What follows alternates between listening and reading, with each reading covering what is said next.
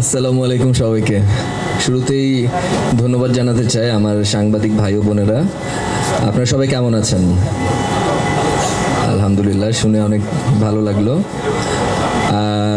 ধন্যবাদ জানাতে চাই আমাদের সিনেমার প্রযোজককে, কারণ যে আসলে অর্থ লগ্নি করে এই ব্যক্তিটা ছাড়া আসলে ঢাকাইয়া দেবদাস হতো না।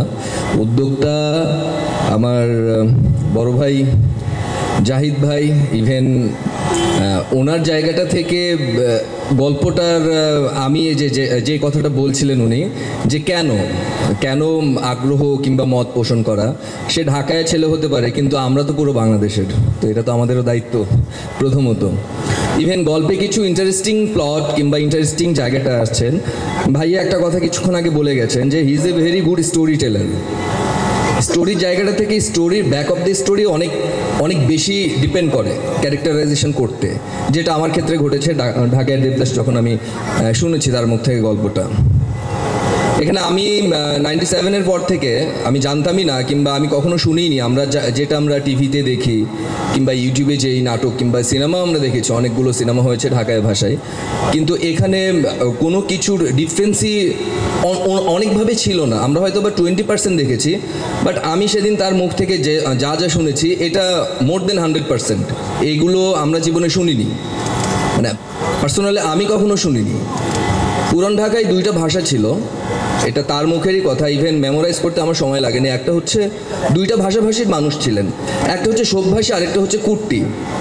শুধুমাত্র ভাষাগত কারণে তাদের মধ্যে কালচারালভাবে তারা অনেকটা দূরে, কিংবা একজন আরেকজনকে দেখতে পারতো না।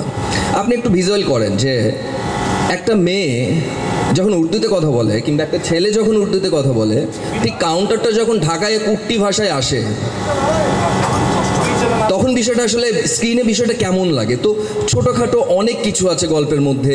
আমি যদি কালচার নিয়ে কথা বলি, ঢাকায় কালচার, ঢাকায় রিচুয়াল, এভরিথিং।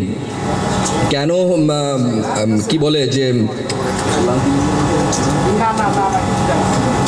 আহসান মঞ্জিলকে কেন রিচুয়ালভাবে কেন এতটা প্রসিদ্ধ, তো অনেকগুলো ব্যাপার স্যাপারে একটা কম্বিনেশন কিংবা ফুল কমপ্লিট একটা প্যাকেজ করেছে জাহিদ ভাই, যেটা আপনারা সবাই দেখতে পারবেন ঢাকা দেবদাসে।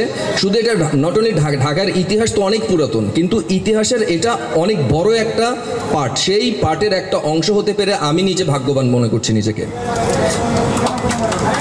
আমার জন্য দোয়া করবেন, ইভেন আমাদের জন্য দোয়া করবেন, বিশেষ করে ঢাকাইয়া দেবদাস যাতে ওই মাইল ফলকটা ছুঁতে পারে, এটার জন্য অ্যাটলিস্ট আমাদের জন্য দোয়া করবেন। সো গল্প নিয়ে না বলি এখন, ক্যারেক্টারাইজেশন কিংবা এগুলো আরও অনেক সময় আছে, বাট আমি অনেক লাকি যে এখানে আমার ডিরেক্টর সাহেব, আমার প্রডিউসার আমাকে এখানে পছন্দ করেছে, ইভেন কাস্টিং আমাকে কাস্ট করেছে।